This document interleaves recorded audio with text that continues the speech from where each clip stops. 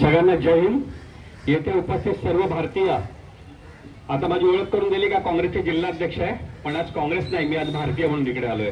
कारण का माझा देश संकटात आहे, माझ्या देशाची युवा पिढी संकटात आहे, आपली शिक्षण व्यवस्था संकटात आहे आणि सर्वात महत्वाचं म्हणजे आपलं लोकतंत्र, आपलं संविधान संकटात आहे. ही लढाई आजची नाही आहे, ही लढाई शेकडो वर्षाची आहे. यांनी सुरुवात जी आपल्या पिढीला कळलं तिथूनच सांगतो, यांना तिरंगा पण नको, यांना संविधान पण नको. हे याच्या विरोधी सरकार आहे, हे सर्वसामान्यांना तुडवणार सरकार आहे. भगतसिंगाची टीप कोणी दिली तर यांनीच दिली. गांधीजींबद्दल अपप्रचार कोणी केला तर यांनीच केला. अनेक सत्याग्रही मारले गेले, ते कोणामुळे मारले गेले? हे RSS वाल्यांमुळेच मारले गेले. ही RSS नावाची संघटना ना, ही कीड आहे, कीड या देशाला लागलेली सर्वात मोठी कीड आहे आणि याच्या विरुद्ध आम्ही लढतोय. लक्षात ठेवा, आज त्यांनी तिकडे पाण्याच्या फवारे आणले, हे शेतकऱ्यांबद्दल केलं. आपल्या 3 काळे कायदे ज्यावेळेला पास झाले ते थांबवण्यासाठी आणि ते अडवण्यासाठी या आंधळे आणि बहिऱ्या पंतप्रधानांना 11 महिने लागले आणि नुसते 11 महिने नाही तर 750 शेतकऱ्यांचा बळी गेला. काय हे सरकार आपल्याला चालणार आहे? हे राजकीय व्यासपीठ नाहीये, हे हक्काचं व्यासपीठ आहे, सर्वसामान्यांचं व्यासपीठ आहे. इकडे हाकून येणार हा राजकीय अजेंडा आहे. आम्हाला असं मगरूर पंतप्रधान नकोय जो फक्त काही उद्योगपत्यांचे अजेंडा घेऊन चालेल.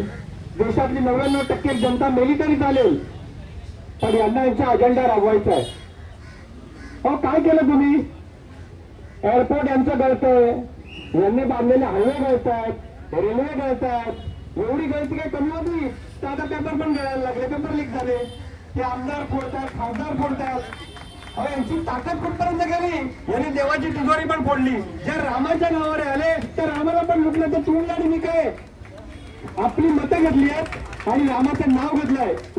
राम हा इकडे बहुसंख्य समाजातील धर्मातील लोक आहेत, पण एवढंच सांगतो, यांनी भगवान रामाची इमेज परस्पर विरोधी केलेली आहे. पण राम तसे नाही आहेत. मर्यादा पुरुषोत्तम आहे, यांना रामाचं नाव घेण्याचा अधिकार नाही.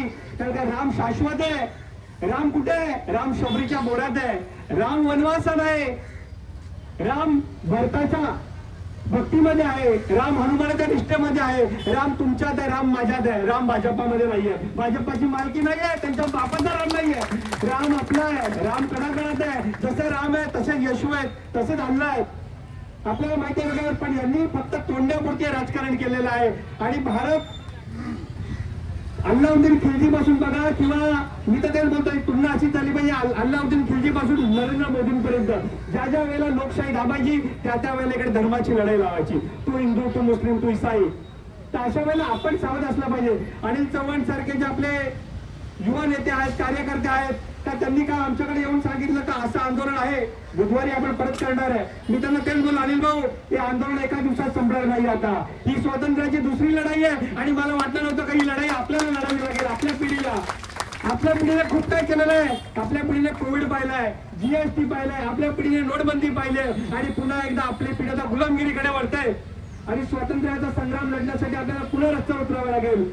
भारतीय म्हणून मी आहेच, पण राहुलजी गांधी मोठ्या ताकदीने आपल्या बरोबर आहेत. जे काय खासदार लोकसभेमध्ये आहेत, आमदार आहेत, ते पूर्णपणे लोकशाहीसाठी लढणार आहेत.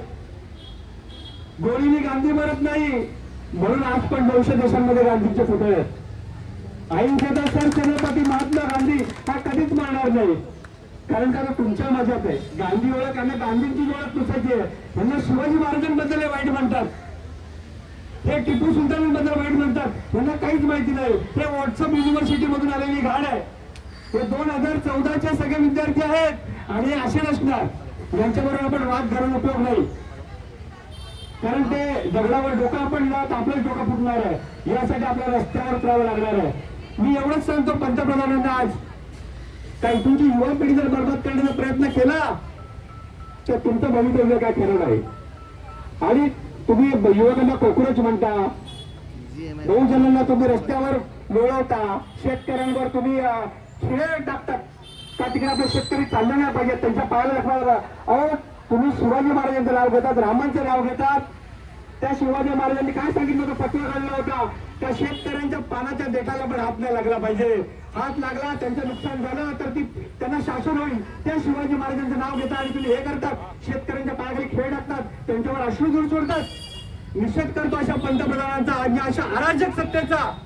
का जी सत्ता पुन्हा एकदा आपल्याला गुलामगिरीकडे नेते ही गोडसेची अवलाद आहे ना, ही गोडसेची अवलाद परत एकदा लोकशाही संपवायला आलेली आहे. हे सगळे माफीवीर आहेत. लक्षात ठेवा, आम्ही लढणार आहोत आणि पंतप्रधानांना एवढंच सांगतो आणि आपण त्यासाठी तयारी केली पाहिजे. मी मनाची तयारी करून आलोय. आता यापुढे आपल्यावर अश्रुधूर नाही आणि पाण्याच्या नळकंड नाही तर बंदुकांच्या फैरी चालतील आणि त्या आपण झेलायच्या तयार ना. आपण आपल्याला स्वातंत्र्य टिकवायचं आपलं. आणि पंतप्रधानांना इकडे एवढंच निरोप देतो, एक छोटासा शेर आहे, जे आपला रस्ता अडवतायत, युवकांचा रस्ता अडवतायत, नागरिकांचा रस्ता अडवतायत. या सत्तेमध्ये कोणीच खुश नाहीये. शेतकरी खुश नाहीये, विद्यार्थी खुश नाहीये, मध्यमवर्गीय खुश नाहीये. लाखो स्मॉल स्केल इंडस्ट्री संपलेल्या आहेत. अहो, तुम्ही या देशाचे पंतप्रधान आहात, तुम्ही रामाचं नाव घेऊन आलात तर सत्तेत. मग तुम्ही दुसऱ्या देशावर गेल्यावर जी बाई आहे तिला सीता समजून तिला रामायणाची प्रत द्यायची का, मेलडी चॉकलेट द्यायचं? ही अस्मिता आहे आपल्या देशाची. हे काय छिछोरापण म्हणतात त्याला या पंतप्रधानांचं. द्या ना, भगवान रामाची प्रतिमा द्या, बायबल द्या, गीता द्या, कुराण द्या, चॉकलेट काय देत आहेत? म्हणजे देशाला यांनी बदनाम करायला घेतलेलं आहे. अनेक गोष्टी बोलण्यासारख्या आहेत. आंदोलन होतात, मी बोलेल, खूप जणांना इकडे बोलायचं आहे. एवढंच सांगतो, मोदीजी आज नहीं कल इंशाअल्लाह जो जुनून रंग लाएगा, आज नहीं कल इंशाअल्लाह जो जुनून रंग लाएगा, रास्ता अपना रोकने वाला, आपल्या सगळ्यांचा रास्ता अपना रोकने वाला खुद रास्ते पर आएगा, खुद रास्ते पर आएगा. जय हिंद, जय सम्राट अशोक, जय संविधान.